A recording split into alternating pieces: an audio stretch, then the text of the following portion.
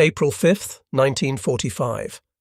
Combined Fleet Headquarters, Hiyoshi, the final orders. Rain drummed against the windows as Admiral Somu Toyoda's staff officers gathered around the operations table. The dispatch from Imperial General Headquarters lay before them, its characters spelling out what everyone knew was a death sentence. Operation Tengo, Surface Special Attack Force to sortie for Okinawa. Mission: beach the battleship Yamato and fight as a stationary fortress until destroyed. Vice Admiral Ryunosuke Kusaka set down his teacup and reached for the secure telephone. 1 battleship, 1 light cruiser, 8 destroyers would face the entire American Fifth Fleet. The USS Bunker Hill, the USS Enterprise, the USS Essex. What none of them fully grasped was that this single desperate mission would trigger the most devastating carrier airstrike against a surface warship in naval history. The Pacific War had taught Japanese commanders that battleships were no longer queens of the ocean. They were targets. Sink those battleships, and the Imperial Navy's last pretense of power would vanish. The Imperial Japanese Navy's Second Fleet had been reduced to a shadow of its former strength. 1 operational battleship, Yamato. Her sister ship Musashi had been sunk 6 months earlier in the Sibuyan Sea. Shinano, converted to an aircraft carrier, lasted only 10 days after commissioning before American submarines sent her to the bottom. The USS Bunker Hill sliced through Pacific swells at 25 knots, her Essex-class hull displacing 27,100 tons of seawater. Vice Admiral Mark Andrew Mitcher stood on the flag bridge studying intelligence reports. His Task Force 58 commanded 386 aircraft spread across 11 fleet carriers and 6 light carriers. Mitcher, commanding from Bunker Hill, led a force specifically designed to project American air power across vast ocean distances.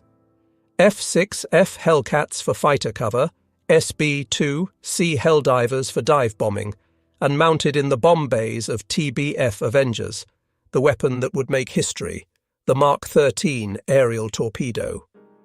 The Mark 13 represented American engineering refined through 3 years of combat experience. Unlike the early war models that ran erratically and often failed to detonate, the improved Mark 13 could be dropped at 260 knots from 800 feet. Each torpedo carried 600 pounds of Torpex explosive. American pilots had learned to concentrate attacks on one side of enemy ships to induce catastrophic listing that prevented counter-flooding. Commander James D. Ramage, Air Group Commander aboard Enterprise, had studied Japanese ship construction until he could sketch Yamato's armour scheme from memory. Born in Waterloo, Iowa, with a degree in aeronautical engineering, Ramage understood that sinking Yamato required precise coordination, multiple torpedo hits below the armour belt, bomb strikes to knock out anti-aircraft positions. The difference between mission success and catastrophic losses would come down to timing and overwhelming force concentration. Aboard the Japanese battleship Yamato, Captain Kosaku Aruga reviewed the mission orders for the 10th time. On April 6th, Yamato would take on 3,400 tons of fuel oil at Tokuyama Depot. The depot personnel, in secret defiance of orders to provide only enough fuel for a one-way mission, would give the task force 60% of their fuel capacity, rather than the 40% authorized. While theoretically enough for a round trip at economical speed, combat maneuvering would consume it long before any return. Aruga had commanded destroyers at Midway, had seen the carriers Akagi and Kaga consumed by American dive bombers. He knew what carrier aircraft could do to ships without air protection. Yamato displaced 72,809 tons fully loaded, powered by 12 Campon boilers driving 4 steam turbines. Her crew of 3,332 men had survived air attacks at Leyte Gulf, submarine encounters in the Philippine Sea, and near misses during the March raids on Kure. But the battleship's greatest vulnerability remained unchanged since Pearl Harbor: concentrated air attack from multiple directions simultaneously. The American carriers formed 3 task groups as they steamed toward the intercept position. Task Group 58.1 to the north, Task Group 58.3 to the east, Task Group 58.4 racing to join from refueling operations. Each carrier launched search aircraft in expanding box patterns. The radar operators worked 4-hour shifts, their screens glowing with false returns from wave tops and rain squalls. Aircraft Coordinator Lieutenant Commander Joseph Taylor had been vectoring fighters for 20 months across the Pacific. His hands moved automatically across the radio controls as he managed the complex aerial ballet. Launch cycles every 90 minutes, combat air patrols at 3 altitudes, strike groups forming up at predetermined coordinates. The weather was deteriorating. Cloud base at 3,000 feet. Rain squalls moving through the area, visibility varying between 2 and 10 miles. On April 6, 1945, at 15:20 hours, the Yamato Task Force departed Tokuyama Harbor. 10 ships with the light cruiser Yahagi in the lead, followed by destroyers, with Yamato bringing up the rear. The Emperor himself had asked, "But what about the Navy? What are they doing to assist in defending Okinawa?" This mission was the Navy's answer, a gesture of loyalty that everyone knew was futile. Vice Admiral Seiichi Ito, commanding the Second Fleet from Yamato's bridge, had initially refused the order. Only when told the Emperor expected action did he relent.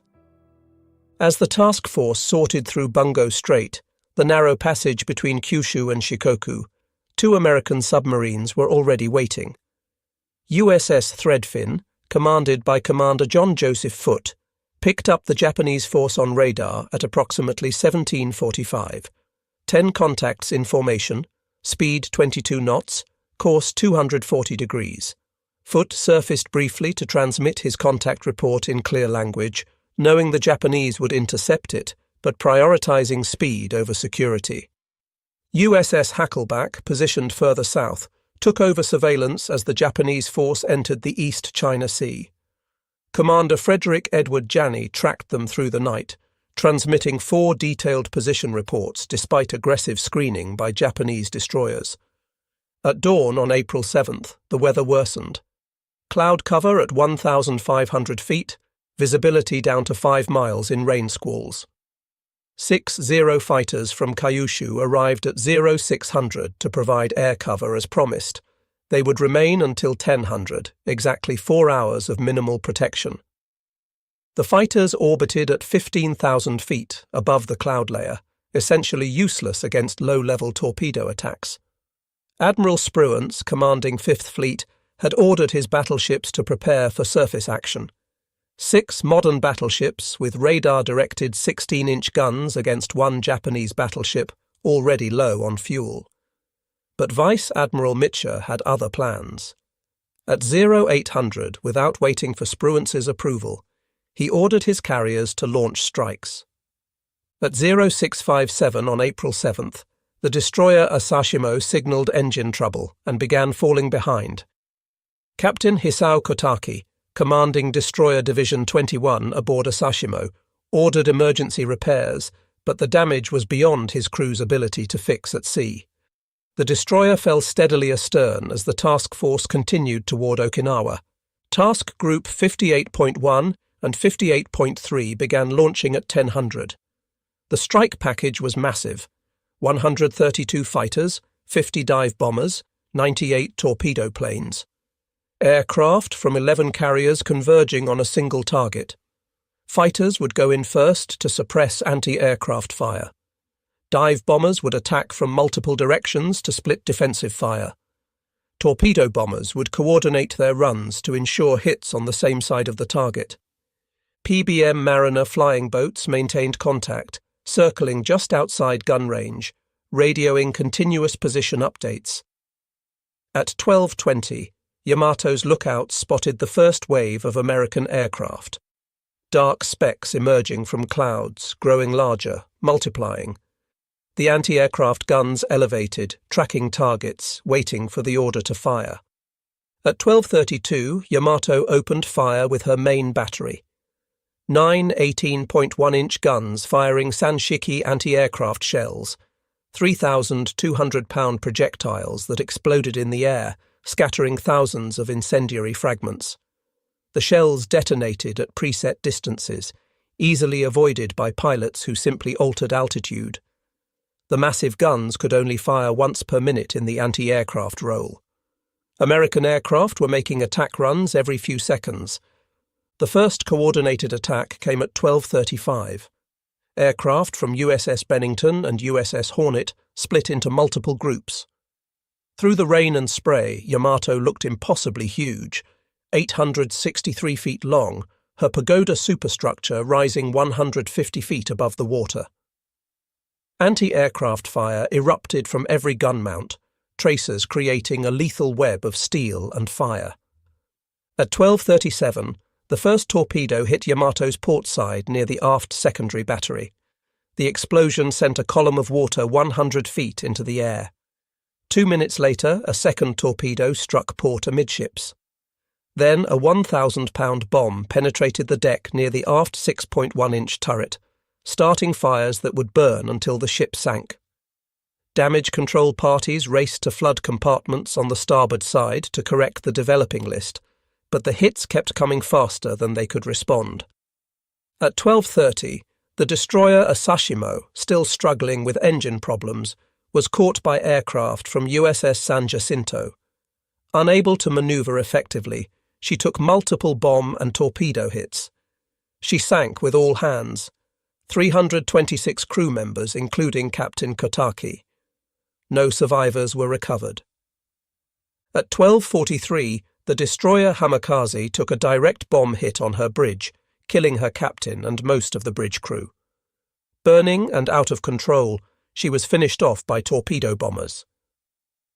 242 men died with her. Yahagi, the light cruiser, was simultaneously under attack by aircraft from 3 different carriers. Multiple bomb and torpedo hits left her dead in the water, burning furiously. By 1300, Yamato had taken at least 5 torpedo hits, all on the port side. Her list had increased to 15 degrees despite counter-flooding.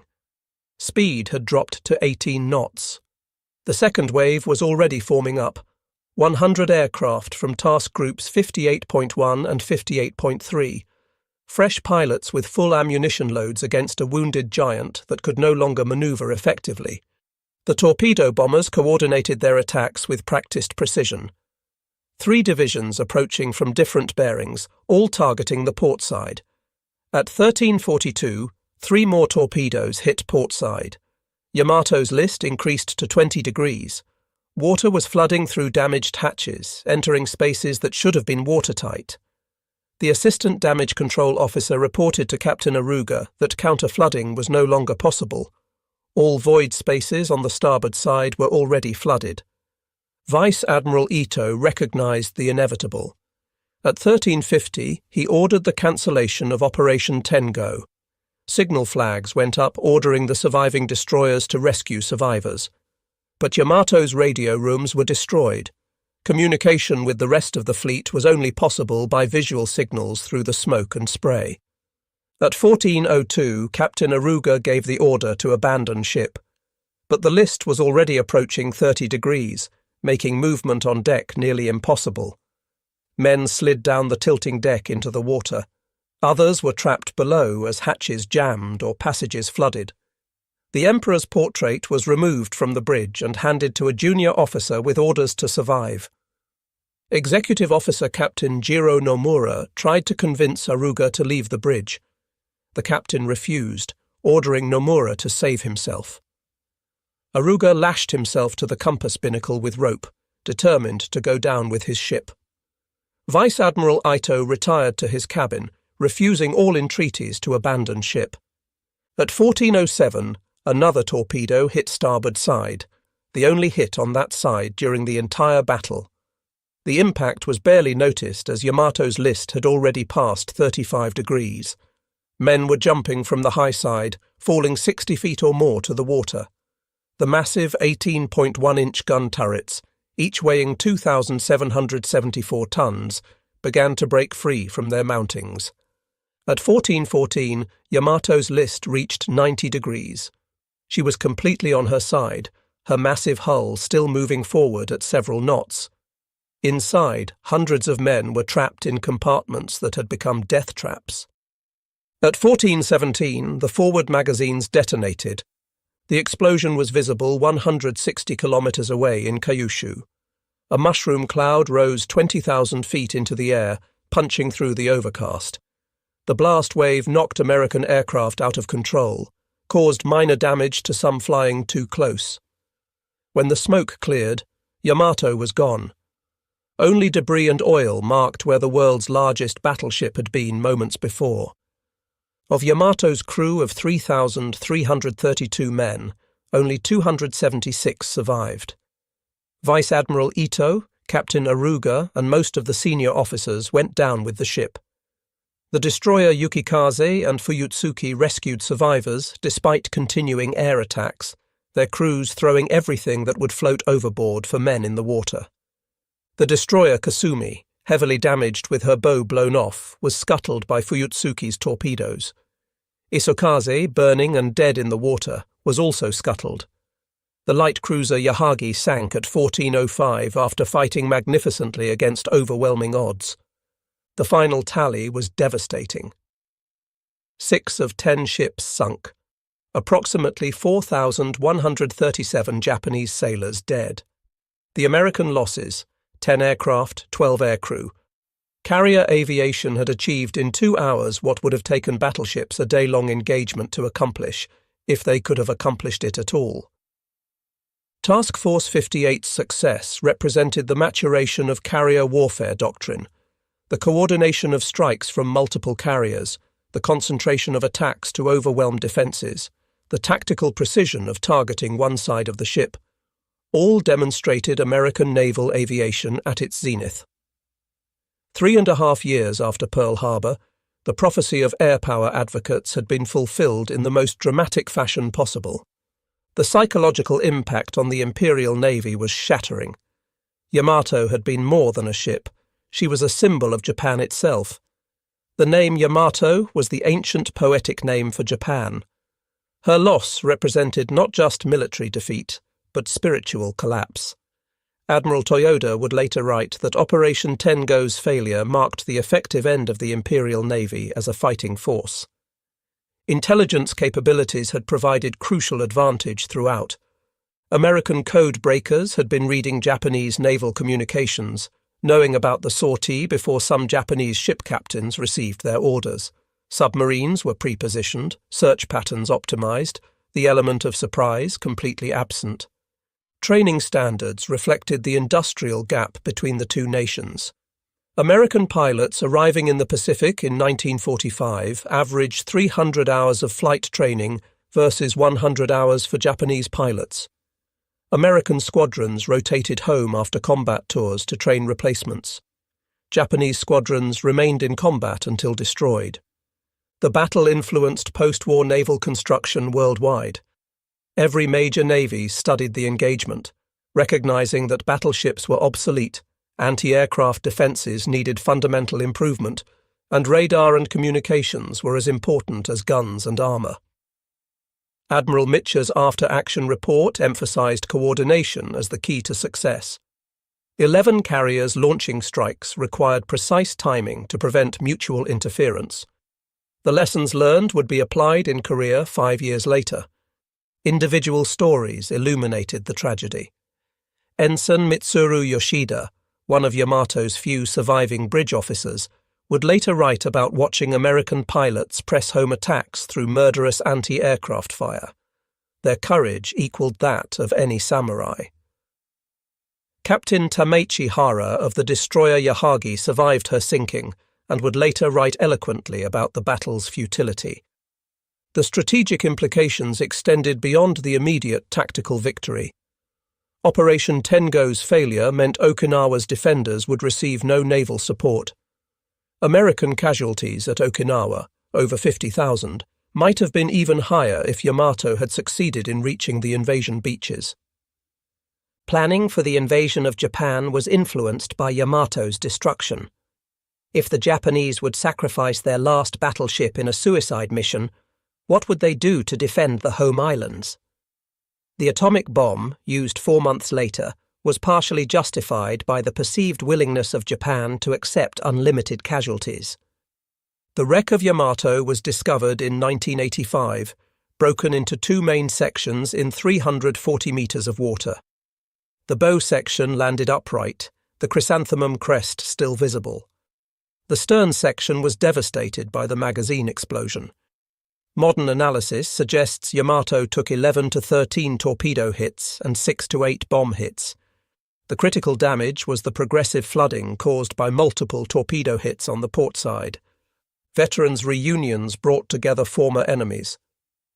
In 1985, survivors from Yamato met with American pilots who had attacked her. Japanese survivors acknowledged the mission was futile from inception. American pilots expressed respect for the courage of men who sailed knowing they would not return. The memorial at Kure, Japan, where Yamato was built, draws thousands of visitors annually. Japanese come to honor the sacrifice of the crew. Americans visit to understand their former enemy. The museum emphasizes peace through remembering war's terrible price. Cultural depictions have shaped public memory. The 2005 Japanese film Yamato portrayed the crew's sacrifice as heroic but futile. Both Japanese and American perspectives contain truth. The battle was simultaneously a tragedy for the men who died and a demonstration of military evolution. The environmental impact continues today. An estimated 1,000 tons of fuel oil remains in Yamato's wreck, slowly leaking into the ocean. The wreck is considered a war grave, protected from salvage by international agreement. Educational programs worldwide use the battle to teach the importance of air superiority, the danger of fighting with obsolete doctrine, and the human cost of refusing to acknowledge defeat. Military academies study Operation Tengo as an example of how institutional pride can override tactical judgment. Technical analysis reveals the sophistication of American tactics. Torpedo bombers approached at specific angles to maximize hit probability. Dive bombers targeted communication and fire control systems. Fighters suppressed anti-aircraft positions in coordinated sequences. The attack was not a melee, but a carefully orchestrated operation. Weather played a crucial role. Low clouds prevented high-altitude bombing, forcing aircraft into anti-aircraft fire. Rain squalls provided concealment for torpedo bombers. Rough seas made damage control more difficult. Communication failures compounded Japanese difficulties. Yamato's radio antennas were destroyed early, preventing coordination. Flag signals were obscured by smoke. The breakdown of communications accelerated the collapse of organized resistance. Leadership styles reflected service cultures. Mitre acted aggressively, launching strikes without explicit authorization. Ito followed orders despite personal reservations. Aruga executed his duty without question. Each decision shaped the battle's outcome. In the depths of the East China Sea, Yamato rests in pieces, her massive guns silent, her crew entombed within her hull. The battle is past, but its lessons endure. Technology determined capability. Courage could not overcome material disadvantage. Pride led to destruction. The destruction of Battleship Yamato marked not just the end of the battleship era, but the beginning of wisdom about war's true nature. Operation Tengo failed in its tactical objective, but succeeded in demonstrating the futility of fighting wars with obsolete concepts. That demonstration, written in the lives of 4,137 Japanese sailors and 12 Americans, stands as Yamato's final service to humanity, a warning about the cost of war that echoes across the decades to our own time. March 5, 1943. Norfolk Naval Base, Virginia. The first American hunter-killer group prepared to sail into the Atlantic. Captain Giles Short, commanding officer of USS Bogue, reviewed the encrypted message from the 10th Fleet. Ultra-intelligence had decoded German naval transmissions revealing the position of multiple U-boat refueling rendezvous points. Milk cow submarines, U-459 and U-487 were scheduled to resupply wolf packs operating along the convoy routes. The operations officer reached for the secure telephone. One escort carrier, supported by 4 destroyer escorts, would hunt the hunters.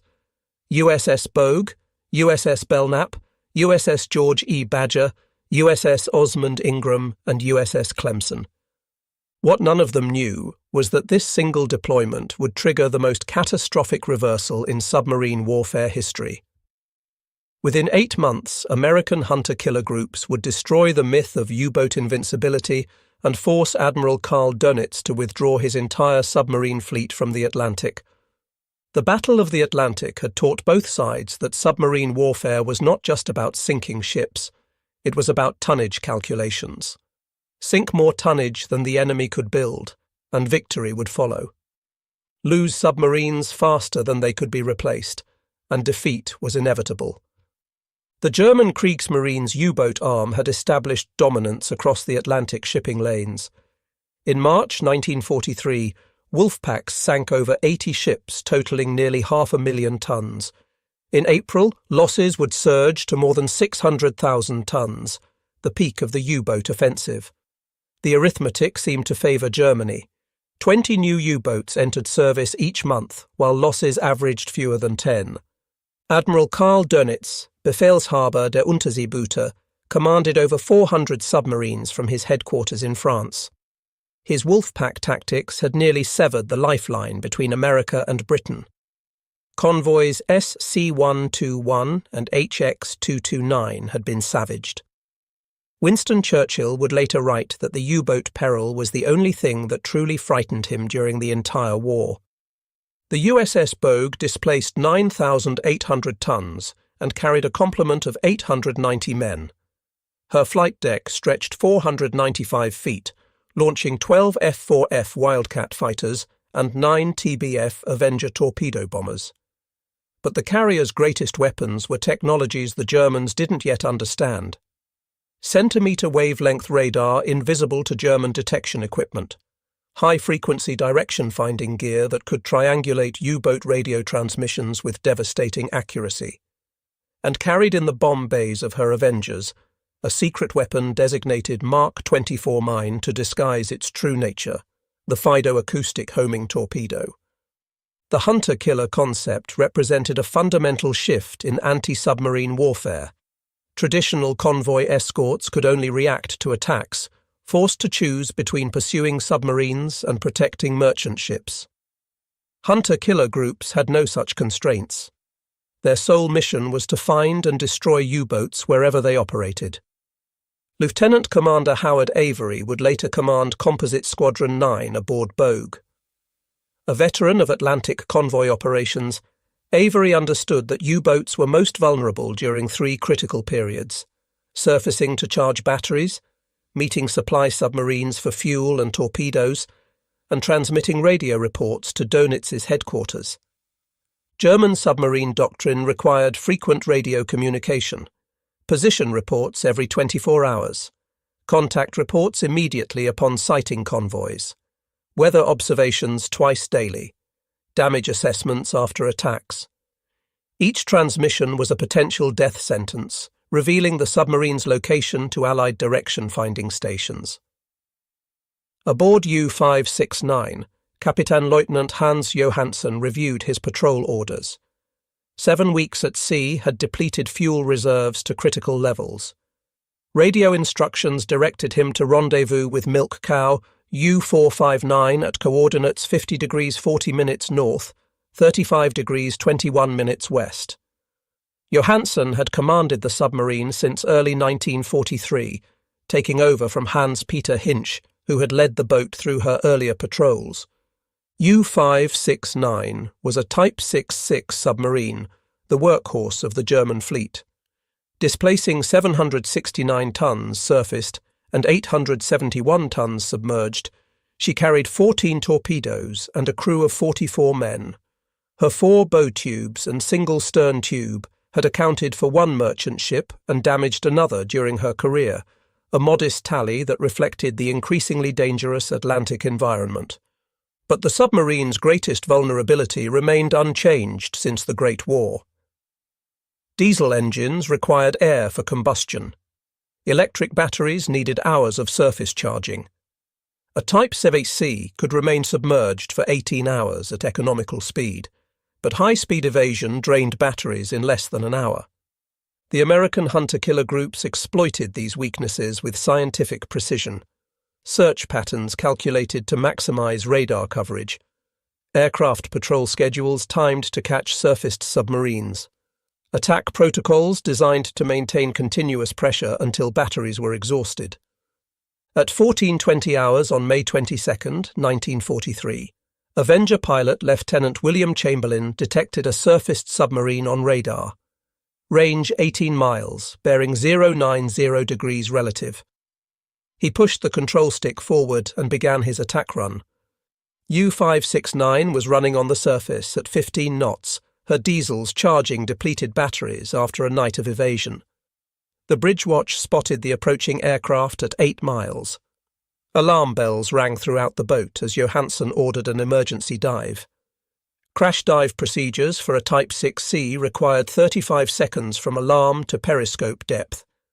Ballast tank vents opened, diesel engines stopped, electric motors engaged. The submarine's bow angled sharply downward as tons of seawater flooded the tanks. Lieutenant Chamberlain's depth charge pattern caught U-569 at shallow depth. 4 Mark 17 depth charges set for shallow detonation. The explosions damaged the submarine severely, forcing her back to the surface. A second Avenger, piloted by Howard Roberts, was already in position when the submarine reappeared. Roberts attacked immediately, but ceased fire when he observed white flags appearing on the submarine's periscope. The crew was surrendering. The Canadian destroyer HMCS Saint Laurent was vectored to the scene, but as she approached, Johansen ordered his crew to scuttle the boat and abandon ship. 25 of the 44 crew members survived to be pulled from the Atlantic. 19 men went down with their boat. The capture of survivors from U-569 provided Allied intelligence with valuable insights. During interrogation, German submariners expressed shock at the accuracy of American aircraft attacks. "They knew exactly where we were," one survivor stated. "It was as if they could see through the ocean itself." But ultra-intelligence had revealed more than individual submarine positions. Cryptanalysts at Bletchley Park had decoded the entire German naval grid system, identifying patrol areas, Wolfpack assembly points, and supply rendezvous coordinates. Every U-boat at sea was potentially compromised. On June 5, 1943, USS Bogue's aircraft located U-217 charging batteries on the surface 450 miles west of the Azores. Kapitän Leutnant Kurt Reichenbach-Klinker had commanded the submarine through 3 patrols, sinking 3 ships totaling 10,651 tons. Aircraft from Bogue attacked at dawn, catching U-217 in the vulnerable moments before diving. The first Avenger's depth charges damaged the submarine's diving mechanism. Unable to submerge, Reichenbach-Klinker ordered his gun crews to engage the attacking aircraft, while damage control teams worked desperately to repair the diving planes. The surface engagement lasted 18 minutes. U-217's 88mm deck gun and 20mm anti-aircraft weapons fired over 300 rounds. One Wildcat sustained minor damage from shell fragments, but the submarine was fighting a losing battle against aircraft specifically designed for anti-submarine warfare. An Avenger from Bogue's squadron delivered the killing blow with depth charges that bracketed the submarine perfectly. The explosions destroyed U-217's pressure hull in multiple locations. The submarine sank with all 50 hands, including Reichenbach-Klinker. No survivors were recovered from the oil slick that marked her grave. The psychological impact on U-boat crews was immediate and devastating. Radio intercepts revealed growing anxiety among submarine commanders about American wonder weapons that seemed to find targets regardless of evasion tactics. Morale reports spoke of crews becoming increasingly reluctant to surface, even for essential battery charging. Admiral Dönitz responded to the mounting losses with tactical modifications. U-boats were ordered to transit the Bay of Biscay submerged regardless of battery depletion. Surface refueling was restricted to darkness. Radio transmissions were reduced to absolute minimums. But these measures only delayed the inevitable. The Americans had momentum and technological advantages that tactical changes could not overcome. By June 1943, 5 hunter-killer groups were operating in the Atlantic, each centered on an escort carrier with destroyer escort screens. USS Bogue, USS Card, USS Kor, USS Santee, and USS Croatan represented an industrial capacity that Germany could never match. USS Card, commanded by Captain Arnold Buster Isbell, would become one of the most successful hunter-killer groups of the war. Between July and October 1943, Card's group would account for 8 confirmed U-boat kills, earning the first Presidential Unit Citation awarded to a hunter-killer group. The techniques developed by Card's team became standard doctrine. Aircraft would patrol in expanding box patterns from the carrier's position. Surface radar contacts triggered immediate attacks. Submarines that crash-dived were marked with dye markers and pursued by destroyer escorts using hedgehog mortars and depth charges. On August 7, 1943, Card's aircraft located Milk Cow U-117 refueling U-66 on the surface. The supply submarine was caught with fuel hoses still connected, making crash dive impossible. Lieutenant Charles Stapler's Avenger attacked immediately, dropping 4 depth charges that straddled U-117. The explosion of over 400 tons of diesel fuel created a pillar of fire visible from 30 miles away. U-66 managed to crash dive, but was damaged by the blast. She would survive this encounter only to meet her fate 9 months later in one of the war's most unusual battles. Kapitänleutnant Klaus Bargsten, commanding U-521, witnessed the destruction of U-117 from periscope depth. His war diary captured the shock felt by U-boat commanders. The Americans appear everywhere simultaneously. Their aircraft arrive without warning. Their weapons are impossibly accurate. We are no longer hunters, but the hunted. October 1943 marked a turning point that would define the remainder of the Atlantic War. The U-boat arm lost 23 submarines that month, including several veteran commanders who had survived since 1939. Each loss represented irreplaceable experience that training schools could not replicate. The destruction of Milk Cow submarines proved particularly catastrophic. U-488, U-489, and U-490 were all sunk within weeks of each other. Without refueling capability, Type 7C boats could no longer reach the American coast. Patrol areas contracted to the mid-Atlantic, where hunter-killer groups waited in growing numbers. USS Kor's hunter-killer group refined the doctrine of continuous air coverage, maintaining aircraft over suspected U-boat zones for days at a time, exhausting submarine batteries through relentless pursuit. This technique proved devastatingly effective against even experienced commanders. On October 13, 1943, Kor's group caught U-378 on the surface at dawn. The submarine's commander, Oberleutnant zur See Erich Maeder, had just celebrated his 26th birthday. His inexperience showed in his response to the attack, attempting to fight on the surface rather than crash diving immediately. 4 Wildcats strafed U-378, while 2 Avengers positioned for depth charge runs. The submarine's anti-aircraft gunners managed to damage 1 Wildcat before being swept from the conning tower by machine gun fire. Maeder ordered abandon ship as depth charges shattered the pressure hull. Only 1 survivor was pulled from the water. The brutality of these encounters shocked even experienced U-boat veterans. Korvettenkapitän Heinrich Bleichroth, one of Germany's top aces with 24 ships sunk, barely survived an attack by USS Block Island's aircraft in October 1943. His submarine, U-109, limped back to port with extensive damage. Bleichrodt never sailed again, telling fellow officers, "The Atlantic has become a slaughterhouse." November 1943 brought new American innovations that further tilted the balance. The introduction of the MAD, magnetic anomaly detector, allowed aircraft to detect submerged submarines at shallow depths.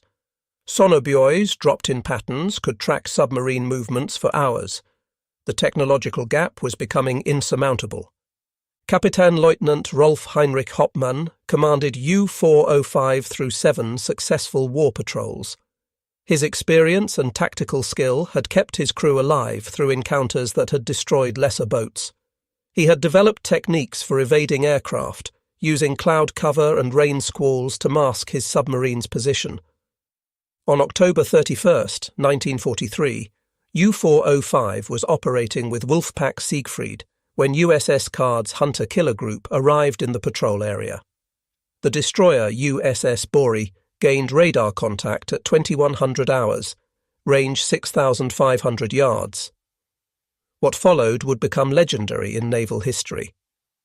U-405 crash-dived but was forced back to the surface by depth charges. Unable to dive again due to damage, Hoppmann decided to fight on the surface with deck guns.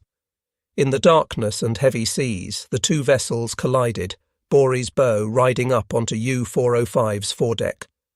For several minutes, the ships were locked together. Crews fired machine guns, pistols, and threw hand grenades at point-blank range.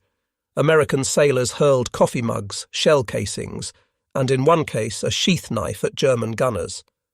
The surreal combat continued until the vessels separated. Lieutenant Commander Charles Hutchins, Bory's captain, ordered all weapons to bear on the submarine.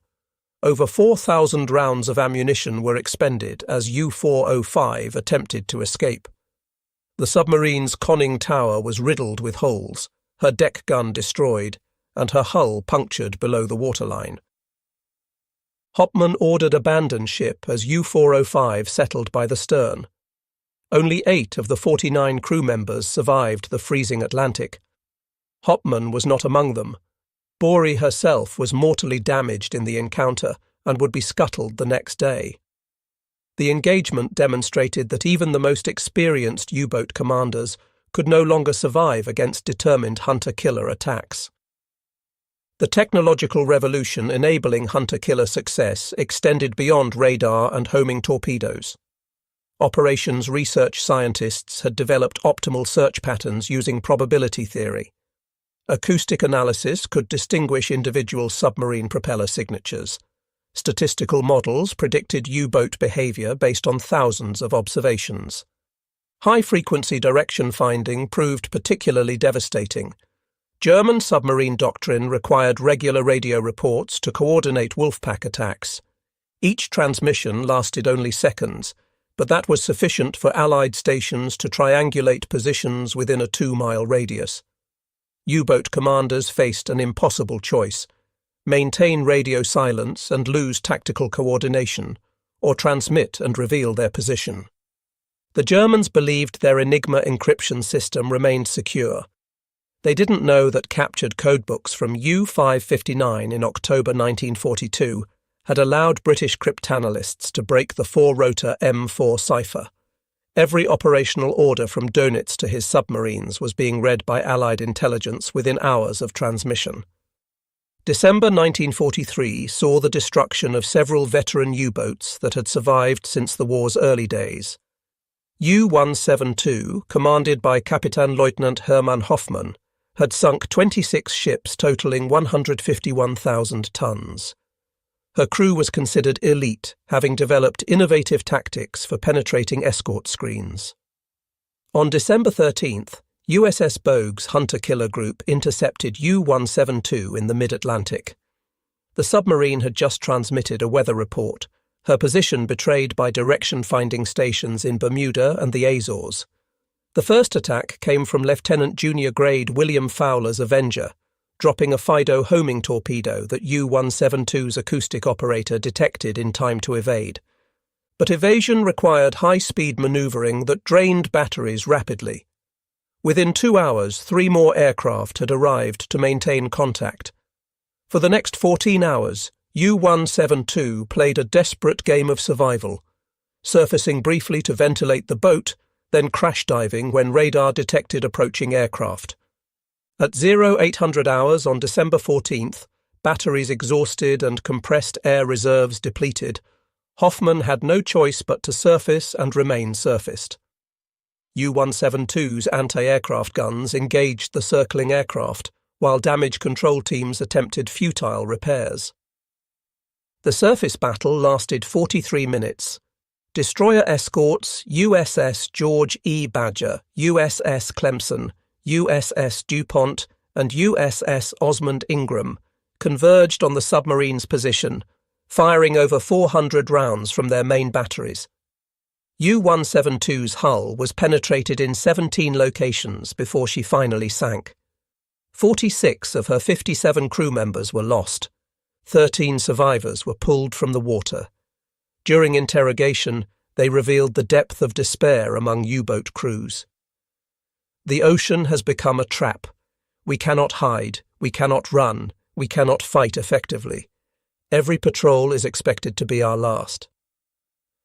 By early 1944, the transformation was complete. The U-boat force that had nearly starved Britain into submission was now being systematically destroyed. January saw 19 U-boats lost. February, 20 more. March, 23rd. The arithmetic of destruction was relentless and accelerating. Young, inexperienced commanders were being sent to sea with minimal training. Oberleutnant zur See Wolfgang Hader, commanding U-434, was 23 years old, with less than 6 months of submarine experience when Card's aircraft caught his boat on the surface in March 1944. He ordered his crew to fight rather than dive, a fatal decision that resulted in the loss of all hands. The quality gap between American and German forces widened with each engagement. American pilots accumulated hundreds of hours of anti-submarine patrol experience. Radar operators learned to distinguish submarine signatures from surface clutter at maximum range. Acoustic operators could identify individual U-boats by their distinctive propeller sounds, tracking specific boats across thousands of miles of ocean. German submarine crews, conversely, were becoming younger and less capable. The average age of U-boat commanders had dropped from 32 to 26. Veteran petty officers who formed the backbone of submarine operations were increasingly rare. Boats sailed with crews who had never experienced combat, led by officers who had graduated from abbreviated training programs. Admiral Dönitz's son, Peter, exemplified this tragic trend. The younger Dönitz served aboard U-954 as a watch officer. On May 19, 1943, the submarine was caught on the surface by British escorts and sunk with all hands. The loss of his son did not deter the admiral from sending other young men to similar fates, but it underscored the personal cost of the failing U-boat campaign. Spring 1944 brought new American innovations that made U-boat operations virtually suicidal. The introduction of centimetric radar on all hunter-killer aircraft eliminated the last sanctuary of darkness. Lee lights turned night into day, illuminating surfaced submarines from miles away. Even the most experienced commanders could no longer evade detection. On May 6, 1944, USS Buckley demonstrated the intensity of hunter-killer operations in one of the war's most bizarre encounters. The destroyer escort located U-66 on the surface west of the Cape Verde Islands. Oberleutnant zur See Gerhard Seehausen had commanded the submarine through 9 patrols, sinking 33 ships. His experience meant nothing against the forces arrayed against him. Unable to dive due to battery depletion, U-66 attempted to ram Buckley. The two vessels collided at 15 knots, their hulls grinding together in the darkness. German and American sailors exchanged small arms fire at point-blank range. The surreal combat included sailors throwing coffee mugs, shell casings, and hand grenades between the vessels. Lieutenant Commander Brent Abel's crew fired 105 3-inch shells, 2,700 rounds of 20mm ammunition, and 418 rounds of 40mm shells in 16 minutes. U-66's hull was perforated in dozens of locations. The submarine sank with 24 of her 48 crew members. The hand-to-hand combat represented the death throes of an era when submarines could operate as surface raiders. The capture of U-505 on June 4, 1944, by Captain Daniel Gallery's hunter-killer group from USS Guadalcanal represented the ultimate demonstration of American dominance. The boarding party from destroyer escort USS Pillsbury descended through U-505's conning tower while the submarine was still underway, seawater flooding through damaged valves. They closed seacocks, stopped the flooding, and saved the submarine from sinking. The intelligence value was enormous. Code books, cipher machines, acoustic torpedoes, and technical manuals fell into American hands. But the symbolic value was greater. U-boats were no longer fearsome predators, but prizes to be taken, their crews prisoners rather than warriors. The invasion of France in June 1944 brought hunter-killer groups into the Bay of Biscay, hunting U-boats attempting to attack invasion shipping. The confined waters became a killing ground. 15 U-boats were destroyed in the first week of June alone. Survivors described attacks by dozens of aircraft simultaneously, making escape impossible. Captain Lieutenant Herbert Werner, one of the few U-boat commanders to survive the war, described the experience of facing hunter-killer groups. We would detect aircraft on our radar, crash dive, and within minutes hear the splash of sonobuoys above us. Then the escorts would arrive, maintaining contact for days. We would surface, gasping for air, only to find aircraft already waiting. It was systematic extermination. By August 1944, Dönitz ordered the evacuation of French bases as Allied armies approached. U-boats attempting to reach Norwegian ports faced continuous attack from hunter-killer groups positioned along their route. Of 31 boats that attempted the passage, 11 were destroyed. The survivors arrived with extensive damage and exhausted crews. The introduction of the Schnorchel breathing tube allowed submarines to run diesels while submerged at periscope depth, but this innovation came too late and proved inadequate. Schnorchel-equipped boats were still vulnerable to radar detection and could only make 6 knots while using the device. It represented a defensive adaptation, not a return to offensive capability.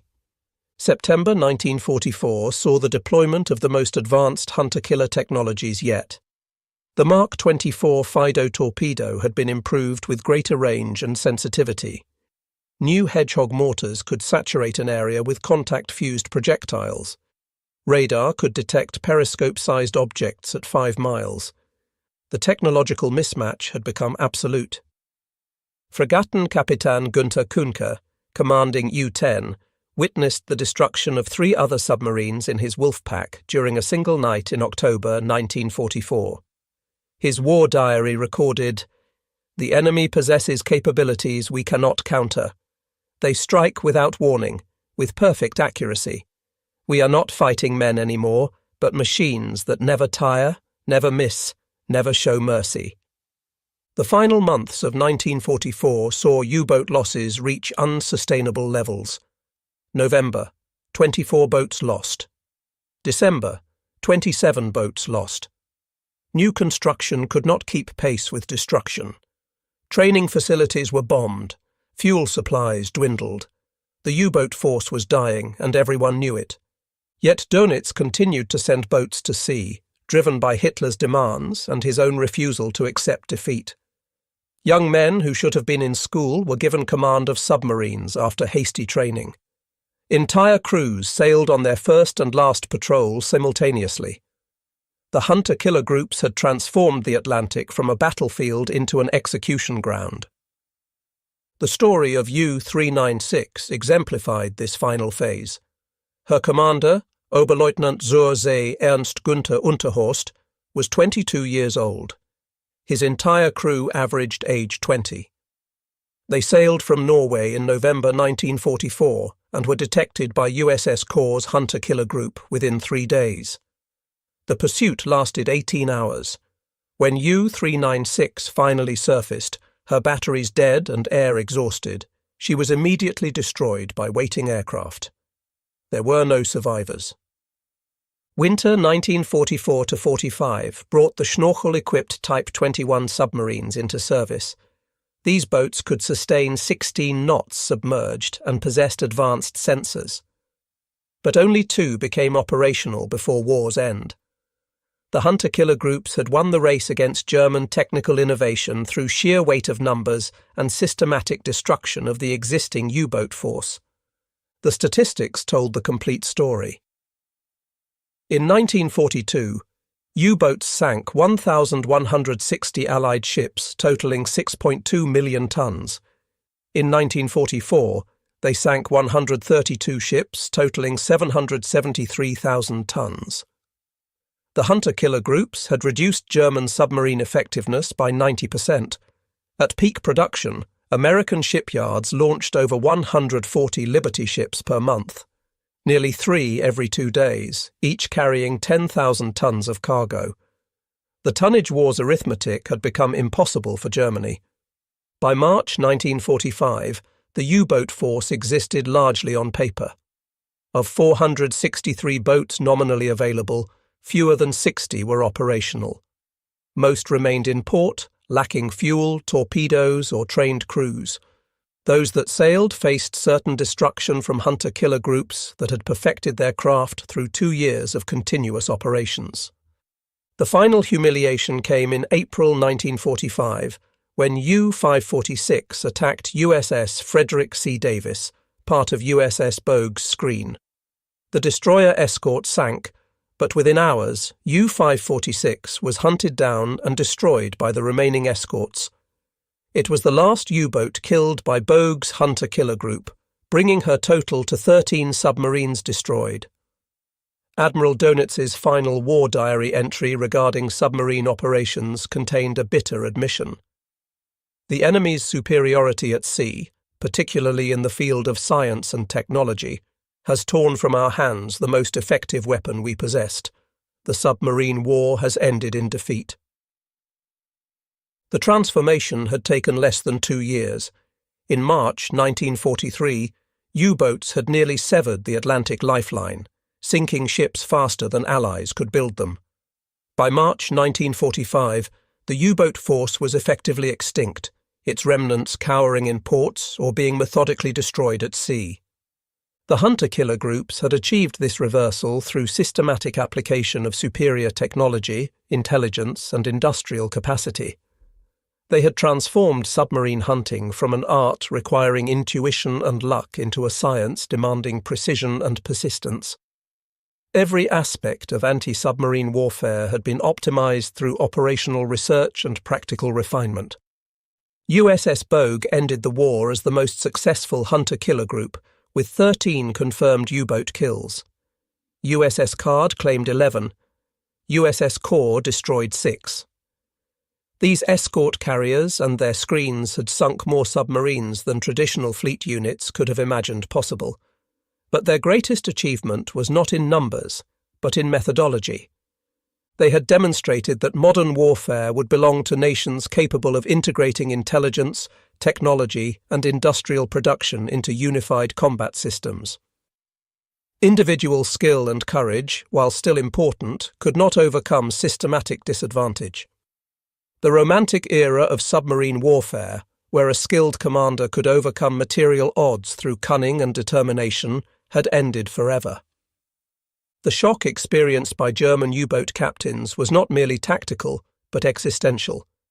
They had entered the war as elite warriors, the grey wolves who would strangle Britain's maritime lifeline. They ended it as hunted animals, trapped between an ocean they could no longer hide in and a homeland they could barely reach. Korvettenkapitan Peter Kremer, one of only a handful of U-boat aces to survive the war, would later write, "We had no answer to the hunter-killer groups. They possessed every advantage: radar we couldn't detect, weapons we couldn't evade, intelligence that revealed our every move, and most importantly, the ability to be everywhere at once. We went from predators to prey in what seemed like overnight. The human cost was staggering beyond comprehension. Of 40,000 German submariners who went to war, 30,000 never returned, a casualty rate of 75%. 784 of 1,162 commissioned U-boats were destroyed. The loss rate for boats on their first patrol exceeded 50% by war's end. Entire graduating classes from U-boat school were wiped out within months of completing training. American losses, by contrast, were minimal. The hunter-killer groups lost only one escort carrier in the Atlantic, USS Block Island, torpedoed in May 1944, and fewer than 10 destroyer escorts throughout the entire campaign. The exchange ratio that had once favoured U-boats by 10-1 had reversed to favour the Americans by 20-1. The tactical innovations developed by hunter-killer groups influenced naval warfare for decades. The integration of air and surface assets, the use of intelligence to direct operations, the application of operational research to optimize tactics, all became standard doctrine in modern navies. The Cold War's anti-submarine warfare relied heavily on lessons learned in the Atlantic. But perhaps the most profound impact was psychological. The U-boat force had represented German naval power and technological prowess. Its destruction by American hunter-killer groups demonstrated that industrial capacity and scientific advancement would determine future conflicts. The age of individual heroism had yielded to the era of systematic warfare. In May 1945, as Germany surrendered, the remaining U-boats received Dönitz's final order: surface, fly black flags, and proceed to Allied ports. Of the 49 boats that complied, many were commanded by officers younger than 25, their crews composed of teenagers who had never seen combat. They surrendered to hunter-killer groups that had been preparing to destroy them with the same methodical efficiency that had characterized the entire campaign. The last operational U-boat patrol ended on May 7, 1945, when U-320 was sunk by British escorts. Her commander, Oberleutnant Zursee Helmut Emmerich, was 24 years old. He and his entire crew of 36 men represented the final casualties of a force that had once threatened to change the war's outcome. Post-war analysis revealed the elegant efficiency of hunter-killer operations.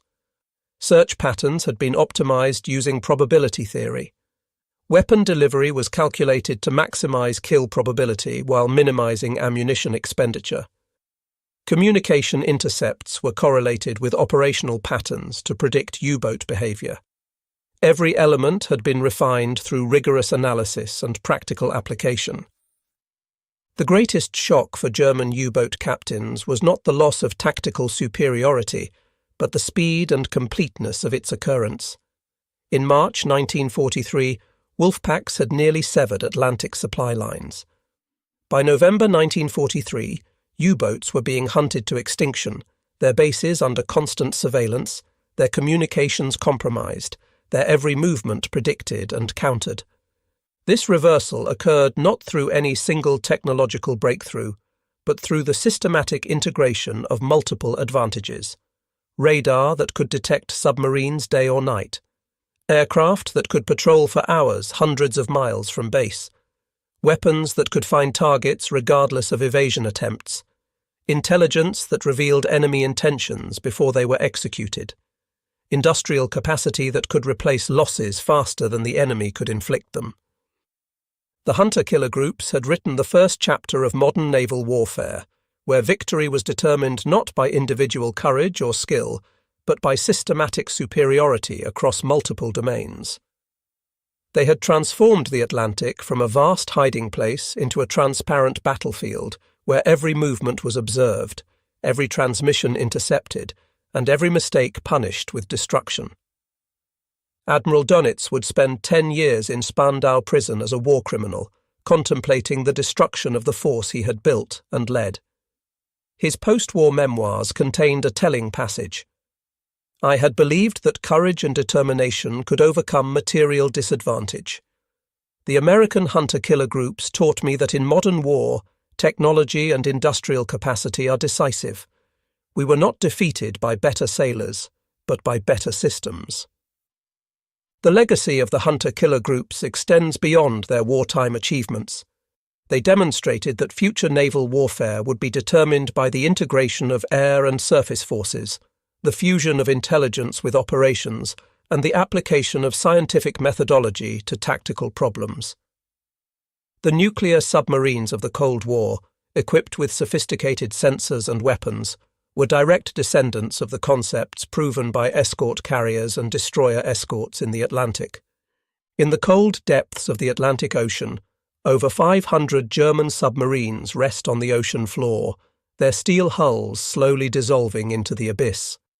They are monuments to the devastating effectiveness of American hunter-killer groups, who transformed submarine hunting from a desperate defensive measure into an offensive campaign of systematic destruction.